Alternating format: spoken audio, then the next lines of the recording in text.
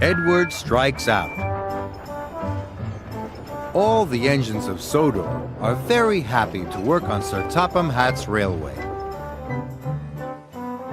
Edward has worked on the railway the longest. He knows everyone, and everyone knows him. One summer morning, Edward arrived at the docks. He had to pick up some heavy pipes. Gordon and Thomas were already there. Thomas was very excited. A new crane had just arrived on the island. "He looks so strong," puffed Thomas. "I'm sure he could even lift you up, Gordon," he chuckled. Gordon didn't think this was funny, and Thomas chuffed away. "That crane might be big," Gordon sniffed, "but he has no engine. He can't move unless another engine pulls him." Edward looked at the crane. Gordon was right. "Then I don't think he can be really useful," chuffed Edward slowly. "Quite right, Edward," huffed Gordon. "He will only get in the way." Just then, Percy arrived. He was very excited to see the new crane, too. "He's not very useful," boomed Gordon. "He will only get in the way," echoed Edward.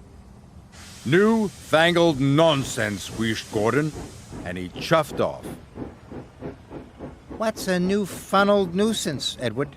peeped Percy. "New-fangled nonsense, Percy," puffed Edward as grandly as he could. "It's something that is new and not really useful."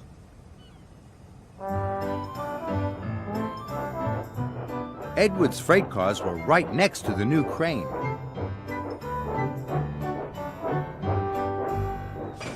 "My name's Rocky," the crane smiled at Edward. "I'm Edward," puffed Edward. "Can I come with you?" asked Rocky. "I could help you with those heavy pipes." "I don't need your help," sniffed Edward. "Newfangled nonsense." And he puffed off quickly, before the pipes had been properly tied down. Edward was approaching a signal. He was thinking about Rocky, and he was going too fast. Suddenly, the signal changed to red.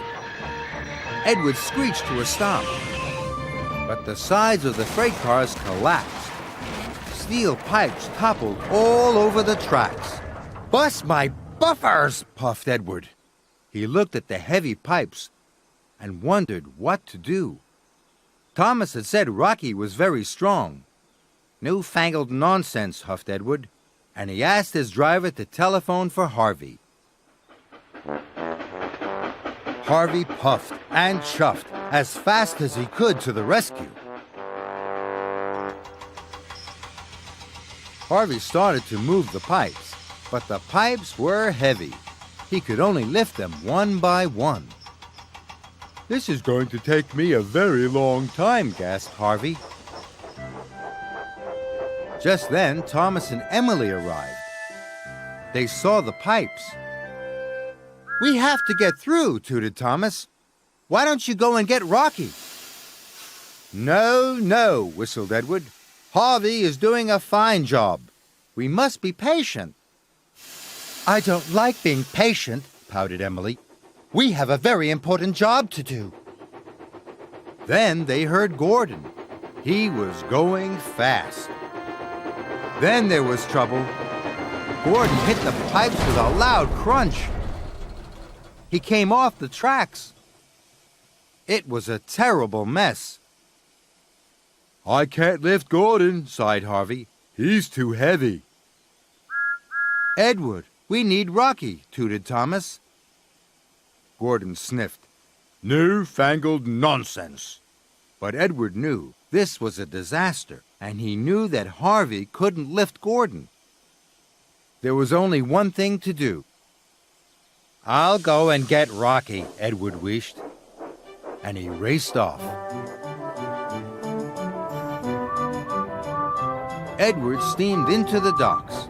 "Rocky, we need your help," he whistled. "It's an emergency." "I'm ready and waiting, Edward," whistled Rocky happily. So Edward buffered up to Rocky, and together they left for the junction. Go get him, Edward!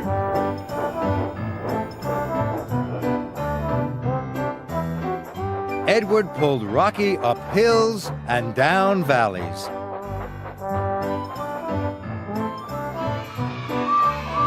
Everyone cheered and waved at them. Edward felt very proud to be pulling the newest arrival on Sodor.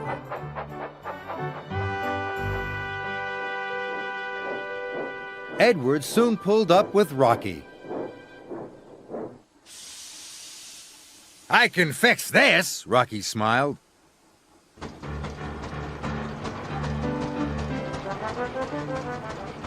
And with his mighty crane arm, Rocky lifted Gordon back onto the track.